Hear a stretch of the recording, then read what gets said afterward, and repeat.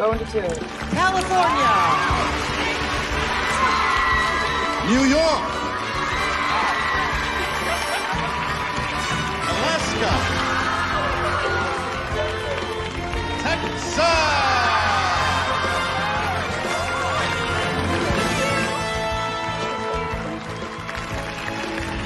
New Jersey.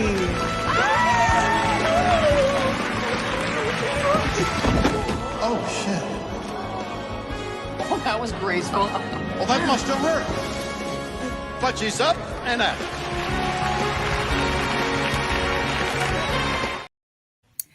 Welcome to Counsel of the Day with Shanrae, and I am Shanrae. This is our final night for the month of May. Woo, we did it. Week 4, part 2. We did it.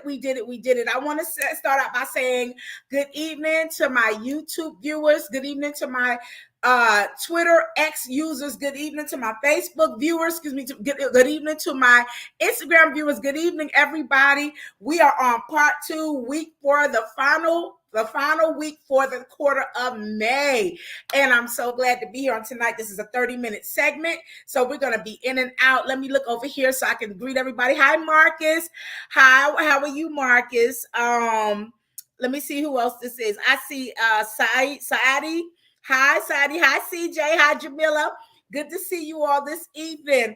All right, so we're going to move on. I'm going to start with my website disclaimer. I'm not reading it. I'm going to actually play the recording. So you won't see my lips moving, but I will be. This is my voice. Okay. Please be aware that due to the nature of the technology that I'm using, there can be no assurance of confidentiality when using this online service. It should also be noted that due to changes in policies, all replies are to be used as advisory and informational only and will not constitute an official determination.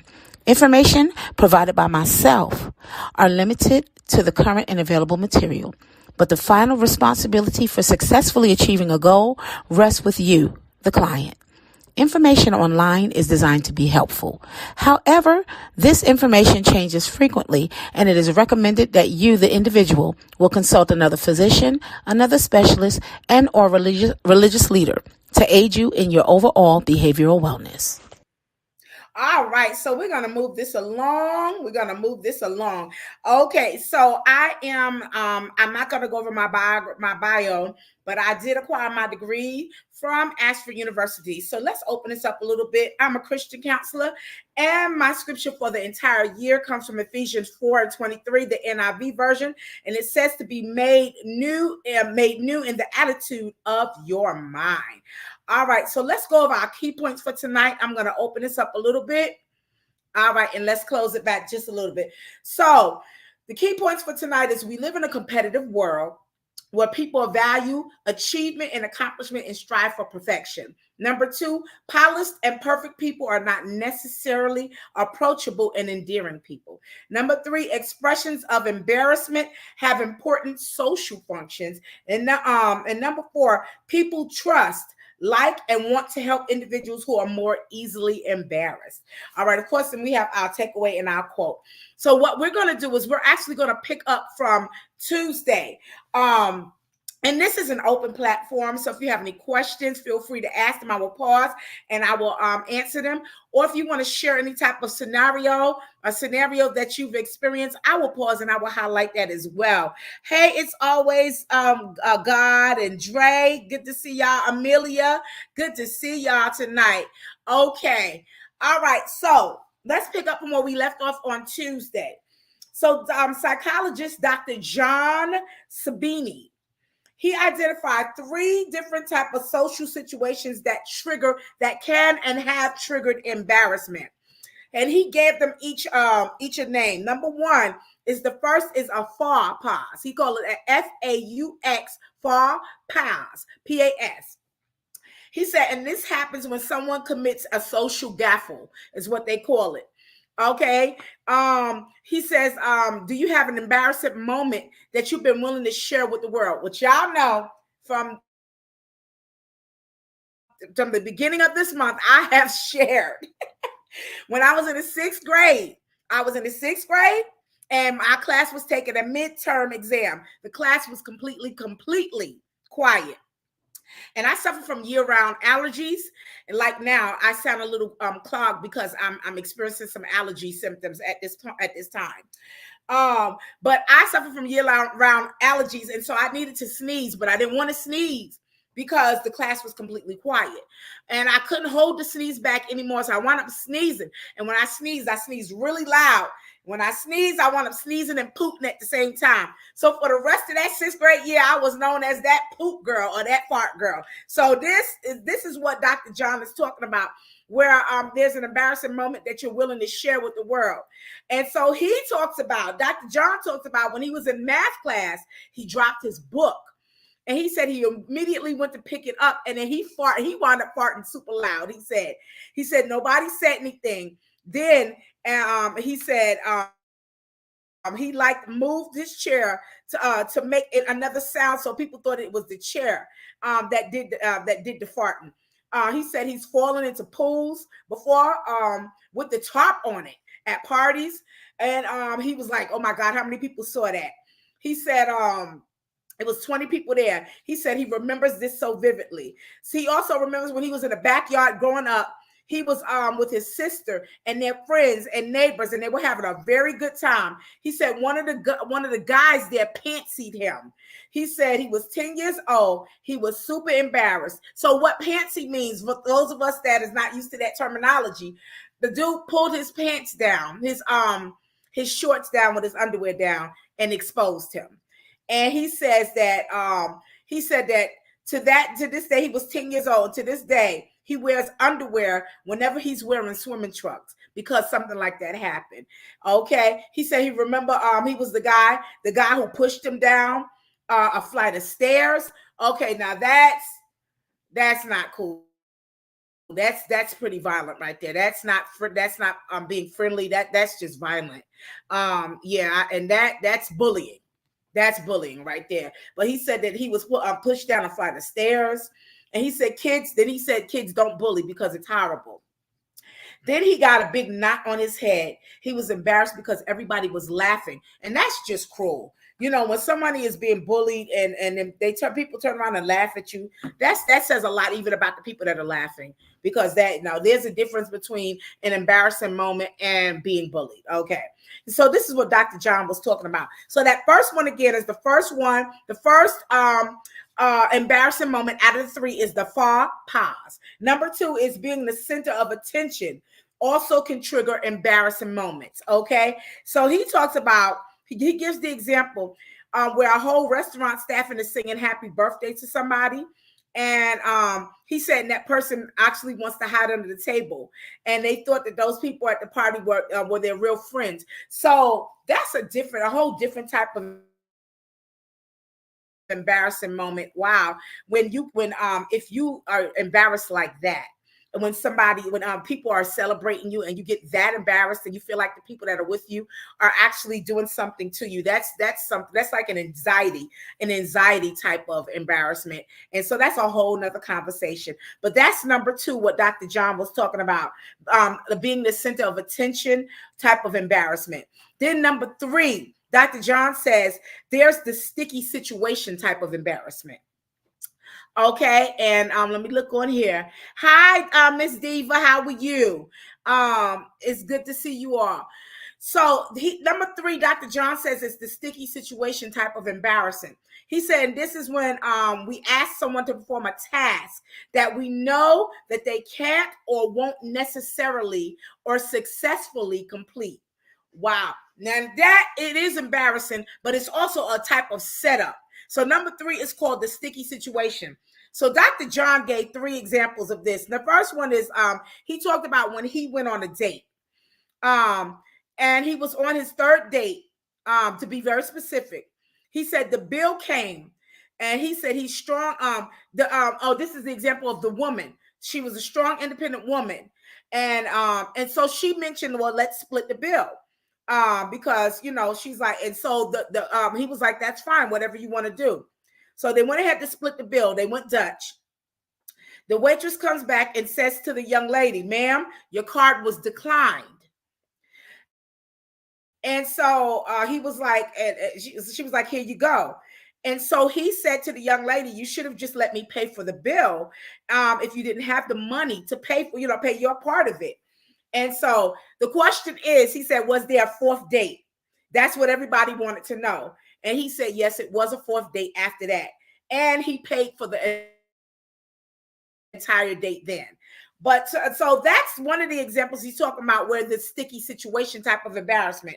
Now, my thing is, that's me, to me, a sticky situation. Hey, vibes of Nay, how you doing? Hi, Jackson, how you doing?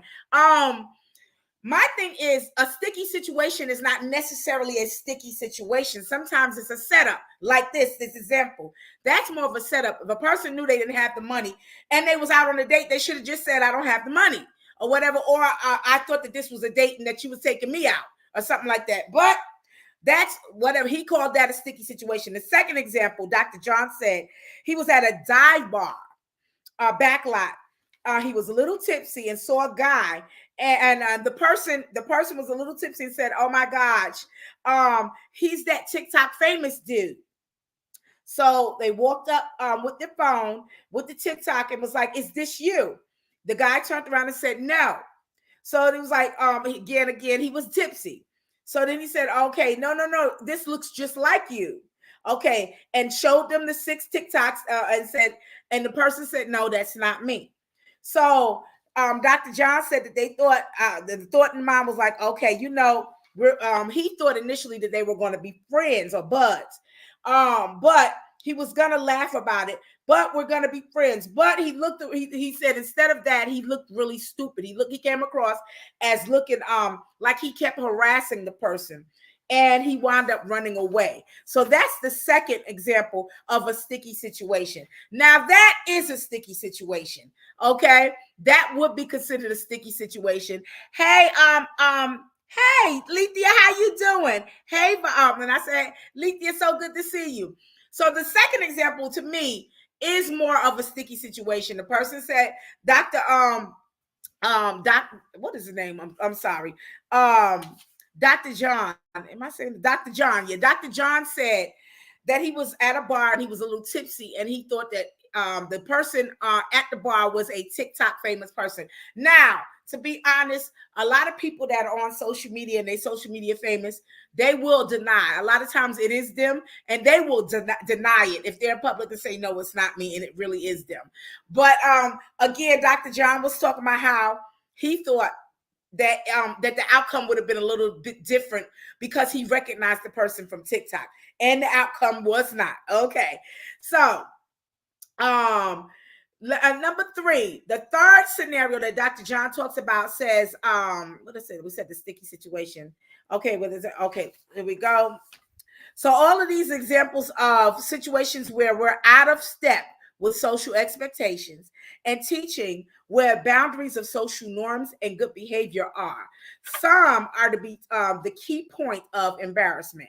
And so the question is, but we can still feel embarrassed when we're following all of the social rules and social norms. We can still get in an embarrassing situation. Let me move this along. Okay, here we go. So we can still be a man. And he gives a third example. He says, so if you've ever been in a sports match and suddenly found yourself on the jumpatron, he said, you probably know what I'm talking about. He said, I mean, you're just trying to eat your nachos in peace, and now your face is on the big screen, the jumbotron, and you have no idea what to do. Now, for some people, that is a humiliating moment for them when you're at a place and they put you on the big screen, the jumbotron. I was recently at a concert for Mother's Day, so I went to see Tyrese, and and Eric Benet. Eric Benet and Tyrese for Mother's Day. Oh my gosh, that was really a really nice Mother's Day concert.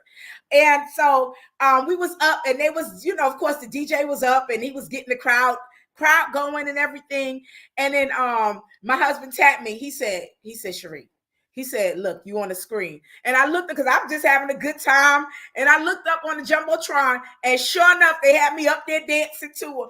But for some people, that is so humiliating to them. To me, I just thought it was a fun time. You know, everybody could see all over it who was inside of the amphitheater. But for some people, that's an embarrassing moment for them, and they can't handle that. So that's what Dr. John is talking about. He says that scientists refer to this as a dramaturgic model of embarrassment. I'm going to spell that. Drama, D-R-A-M-A, dramaturgic, T-U-R-G-I-C, model of embarrassment. Okay, so he said, but a situation that embarrasses you may not embarrass somebody else. So it's a drama. Okay, so we all know that key word right there is drama. Some people that get more embarrassed in normal things, Dr. John, it's called dramaturgic, a dramaturgic situation. Hey, good, dark and lovely, how you doing? Hey, Destiny, genuine, how you doing? Okay, so the scientist says, okay, let me say, but a situation may not embarrass somebody else, and we feel embarrassed when we cannot figure out the socially acceptable thing to do.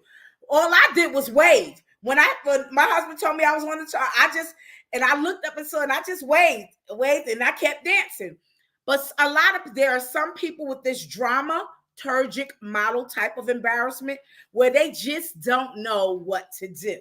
Okay, so according to emotions researcher Dr. Roland S. Miller, people who are susceptible to feeling embarrassment are more concerned with following social norms and more afraid of rejection. So basically, they're more likely to feel embarrassed if they're less likely to rock the social boat.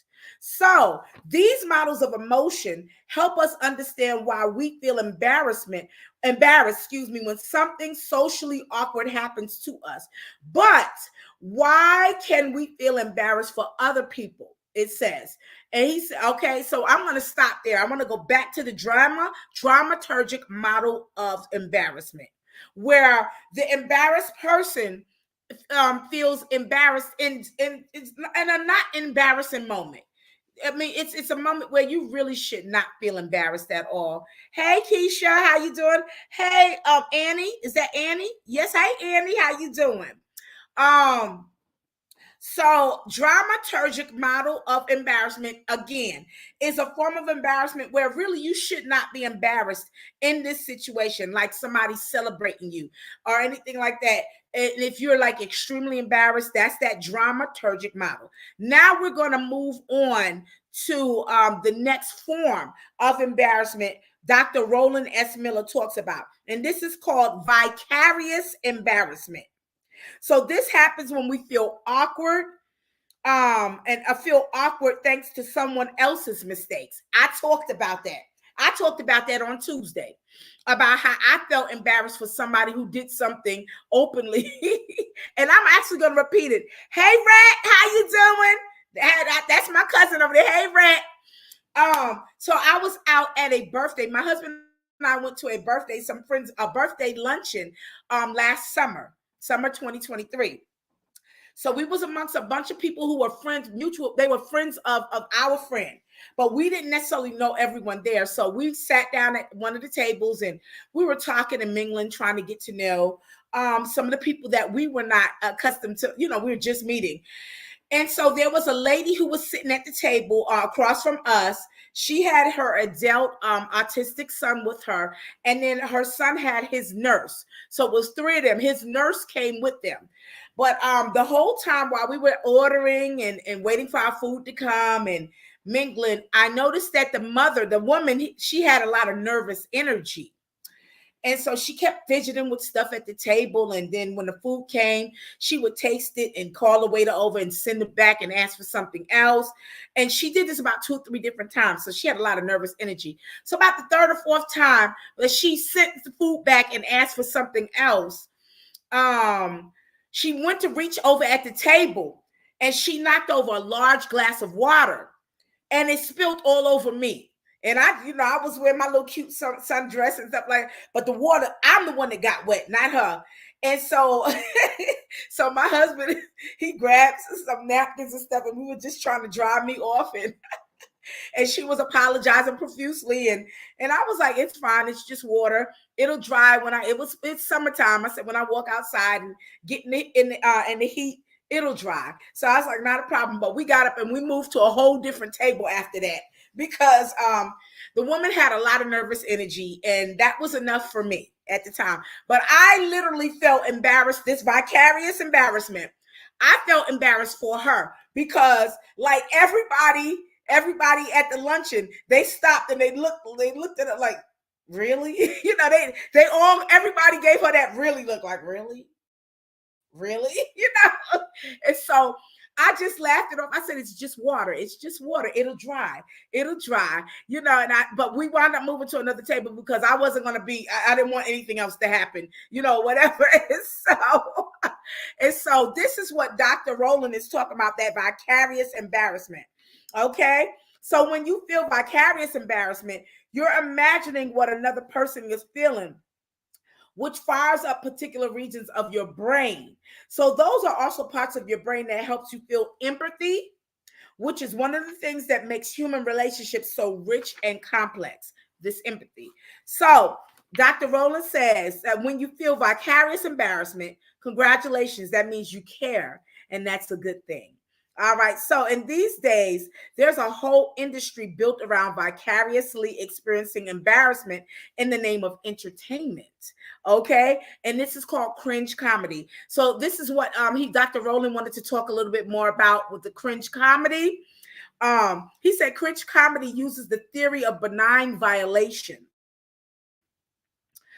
breaking social rules in an environment free from actual real world harm, and to take a threatening situation like having to deal with racism at work and make it harmless by ridiculing it in an imaginary world. For instance, those of us that watch SNL, Saturday Night Live, they're going to take everything that's going on in the news and stuff, especially politically wise, they're going to take it and they're going to put it in a comedy scene, and they're going to, show the correct way that things should be handled in a comedy, in a comedic way. So this is what they're talking about, cringe comedy. So Dr. Rowland, he says, a lot of people enjoy cringe comedy because it allows us to experience uncomfortable situations safely. That way, we can learn from other social mistakes and we can laugh about it in the process. Number one, the question he asks is, what do you think the point of embarrassment is? And this is something that we all need to think about. You can drop your answer. I will, if you want to comment about this, I will give highlight to it. Number one, Dr. Rowland says, what do you think the point of embarrassment is? This week, my subtopic has been, can embarrassment strengthen us? Can it make us stronger? And I'm personally going to say yes. If you learn, because if you can learn from it, yes, it'll make you stronger. Yeah. So that's the question that Dr. Rowland is asking. What do you think the point of embarrassment is? Number two, he asked, why do we have that emotion? The emotion of even being embarrassed. Okay. Number three, what is the use of embarrassment? Okay. So he goes to say, probably because we want people to see us in a certain image. And if we don't go with that image, then we can be embarrassed by it. All right, so that's weird, but it's a different way to think about it. Okay, he said he's into neuroscience, so there's definitely something around the brain and how the brain operates, and there are things that we learn that our brain says, oh, that should make you feel embarrassed. Okay, so Dr. Rowland says he thinks that our egos are trying to save us, because if we think it's very valuable for us to have good social personas, and when these are threatened, we feel like our cultural capital or our social capitals are threatened. So from Dr. Joe's perspective, he believes that embarrassment exists in order for people to curtail their actions. Okay. And I totally agree with Dr. Joe with that. And that embarrassment exists to help us curtail, all right, our actions. So there's something that's recent. Just recently, somebody sent it to me, and I watched it. I think they sent it to me on my Instagram. You know how somebody inboxes you, so I just happened to look at it, and so I don't know if you all saw it or not, but there's something going around on social media where there was a man driving in his vehicle. One of us, he was a ethnic man driving in his vehicle, and there was a judge sitting there, and there was lawyers. So it was on 3 screens. Okay, and so the judge said, you were supposed to be here in court. And he said, I had a doctor's appointment. And he said, I'm driving there now. He said, I'm pulling in. Let me park the car so I can talk with you all. So he's going to he attended his court date via Zoom. The judge was telling me he was supposed to be there. And he said he had a doctor's appointment that he could not miss, but he was pulling in and he was going to go on and just, he parked. So the judge said, have you parked safely? He said, yes, sir, I have. So the judge looks at the attorneys who were there on his behalf, and she says, yes, this is what he was being charged with or whatever like that. So the judge said, no, this is not what he was charged with. He said, these are the charges, period. He was charged with driving on a suspended license. He said, you just showed us you're in your car now driving. You just parked your car. You was just driving, which now we see they saw you driving on a suspended license.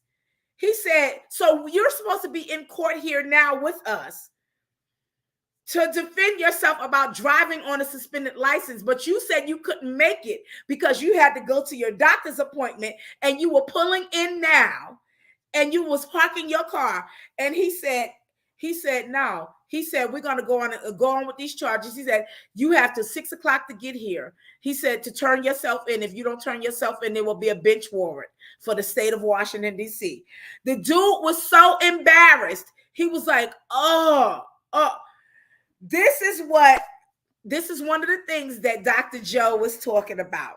That type of embarrassment, hopefully he learned this. Hopefully this man, hopefully this helped him. This will teach him to curtail his actions in the future. He knew he was caught. He was caught driving, had to go to court. He didn't go to court. Caught driving on a suspended license. He showed up on via Zoom, driving in his car, still on a suspended license. So this is what Dr. Joe, one of the things he's talking about, embarrassment exists in order for people to curtail their negative actions. Okay? So he said that he thinks maybe it'll humble people, it'll keep them in line, or it'll keep them in check. All right? He said embarrassment, because if you're not embarrassed, you're going to do something crazy. He said he feel like maybe you can't learn from that experience. So embarrassment will teach you not to do something crazy. All right? Okay. So let me move this on. I'm not going to go through this because, my time is up. All right. So let me move past this. It says that, okay, here we go. There we go. So it says psychological signs of embarrassment like blushing are a signal to others that we recognize our mistakes and that we're sorry for them, a way to authentically communicate that we know that we messed up. So we're also more likely to feel embarrassment in front of members of our own social group versus outsiders.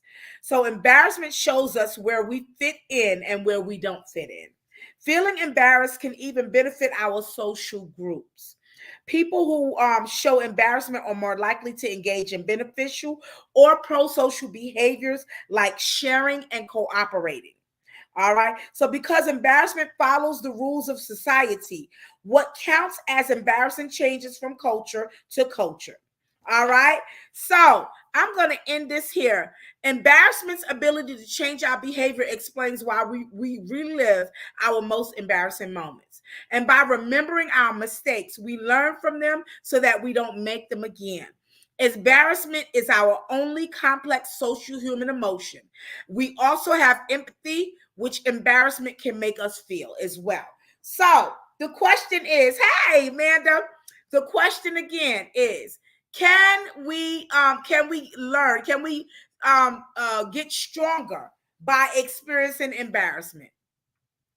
And Dr. Joe answered yes. For the most part, if that's a way, one of the ways that you can learn to be better, learn to do things better is by embarrassment. Yes, we can get stronger and be strengthened by experiencing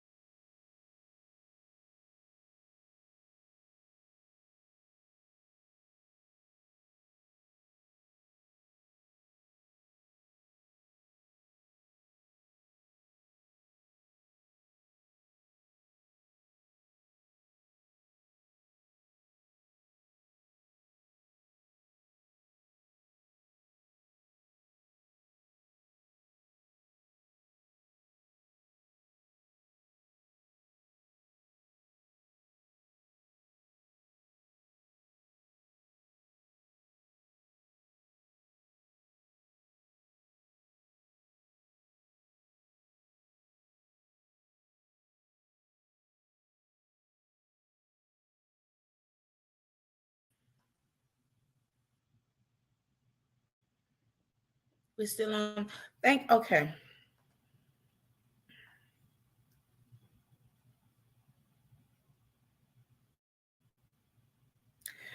Okay, the power went out in my neighborhood. Thank you all for participating in my May 2024 Counsel Day with Shanrae. This month we talked about embarrassment.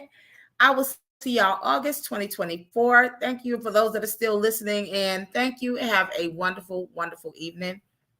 See y'all in August 2024 for a different topic. Bye.